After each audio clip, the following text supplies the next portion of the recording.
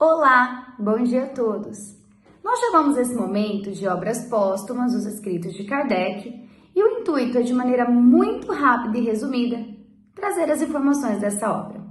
Nós estamos na última parte do livro, intitulada Constituição do Espiritismo e Exposição dos Motivos, em que Kardec traz informações sobre o Espiritismo e o que deveria ser feito da doutrina após a sua partida do planeta Terra.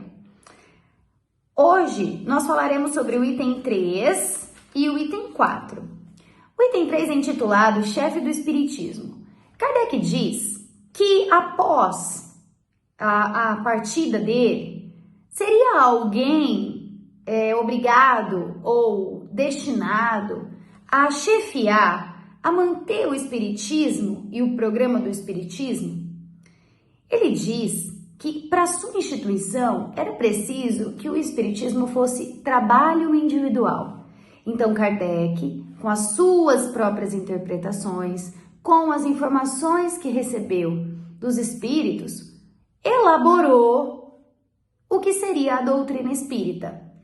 Mas depois disso, será que instituir um chefe, como um chefe no trabalho, seria o adequado? Assim como no trabalho, Kardec faz as referências. Alguns puxariam saco, outros odiariam esse chefe. E sendo assim, o chefe seria, de fato, alguém com todas as habilidades necessárias para a justiça do espiritismo? Ou esse chefe poderia ser dotado de nepotismo? Esse chefe poderia ter alguns problemas viciosos quanto à relação moral, né? Ou ele poderia ser muito orgulhoso. Seria possível isso acontecer. Então Kardec termina o item 3 dizendo: o problema é, pois, constituir uma direção central em condições de força e de estabilidade que a ponham ao abrigo das flutuações, que satisfaçam a todas as necessidades da causa e oponham uma barreira absoluta aos manejos da intriga e da ambição. Esse é o fim do plano de que vamos dar um rápido esboço. Então, Kardec enumera o item 4, comissão central, tratando justamente disso. O Espiritismo não precisa de um chefe, mas ele precisa de uma comissão organizada para que se tenha o fim daquela causa. Então, ele diz: se 1000 centros quisessem fazer doutrina sua, não haveria 2 doutrinas iguais. Então, em lugar de um chefe, a direção de um centro será estabelecida por uma comissão central, que nomeará anualmente um presidente. Essa autoridade do presidente vai ser puramente administrativa, portanto, essa comissão terá toda a autonomia para decidir em maioria o que será feito.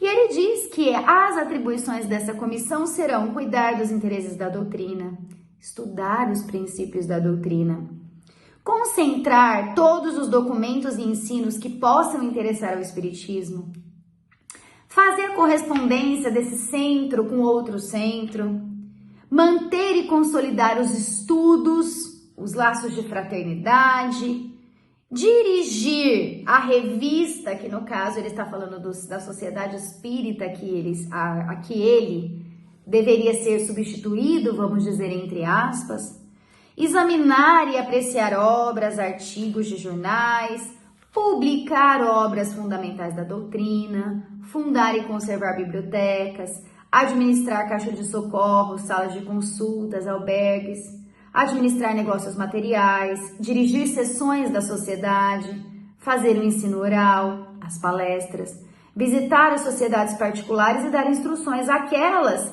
que lhe procurarem um patrocínio. Essas atribuições serão repartidas pelos diversos membros da comissão, segundo a especialidade de cada um, sendo, se preciso for, assistidos, ajudados pelo número suficiente de auxiliares ou de simples empregados.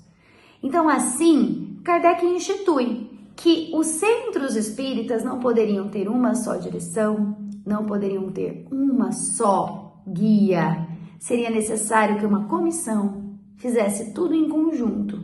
Assim, quando estamos juntos, é muito mais difícil que se leve ao erro, que seja se seja enganado ou que seja possível enganar. Sendo uma comissão, as atitudes são mais justas e éticas, porque não tem um líder, tem várias pessoas juntas interessadas na mesma causa. E é baseado nisso que os centros espíritas vão se organizando em sociedades, em diretorias, em justamente comissões que vão dirigir as casas espíritas. Percebemos então que Kardec deixou todas as instruções necessárias para que a doutrina se ampliasse e não fosse usada por uma só pessoa, com um só interesse. Que nós possamos, a partir desses conhecimentos, fazer a nossa vida pautada na justiça, na equidade, no amor ao próximo, para que nós possamos ser melhores hoje do que fomos ontem. Boa semana a todos!